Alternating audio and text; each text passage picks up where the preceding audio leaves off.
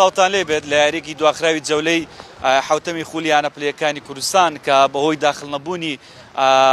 یانەی ئارارات لە کاتی دیاریکراوی خۆیدا یاریەکە دواخرا و ئەمڕۆ یاریەکە ئەنجامدرا و لە یاریەکەدا ئەگەرچی یانی خاک بەگشتی ئاستێکی باشیان پێشکەش دەکرد بەڵام ئەو هەلانی کەوا بوویان هەڵدەکرد ئەو دەرفەتانی کەوا بوویان هەڵدەکەوە نیان دەتوانانی بیقۆزنەوە گۆڵ لێ تۆمار بکەن بۆیە با دوو گۆڵ بەرامبەر بە گۆڵێک دووچاری شکست هاتن ئەوەم شکستەش بۆ یانی خاک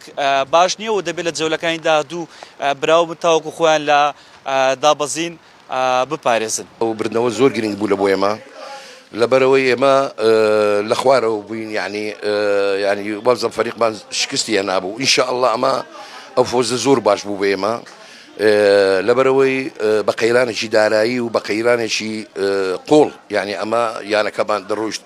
ینی سێ مانگەم ڕاتم نەداوە بە یاریزان و ئەم سوپاسی ئەو یاریزانانە دەکەم کە ئەو ڕۆکە سوپاتی و غیرەتی خۆیان وجودی خۆیان سەسپاند بۆ وەکو بڵێن یانەی ئارەڕات سەرڕاوەشە ئێمە ئەو فۆزش پێشکەشش دەکەینە شاری مەسیفی خۆشەویست و هەولێر لەبەرەوەی ئەمە بەبێ مدەڕیب و بەبێ وەکو بڵێن سەرپەرشتیار و حتا مدەربی گۆڵپارێزەکەمان نەهاتن ئێمەیان ئەو وەختی ئەمیان بەجێ هێشت وازیان لە ئێمە هێنا ئێمە مسر بووین عزیمەتی خۆمان ئەوە نەکرد هاتین ئەو یاریەمە گەوان کرد ڕاستە موئەجەل بوو خۆچ دەزانی بەو کەش و هەوایە و بەو بارانە ینی وەختە ینی کە لە دەستە خۆمان نیەمە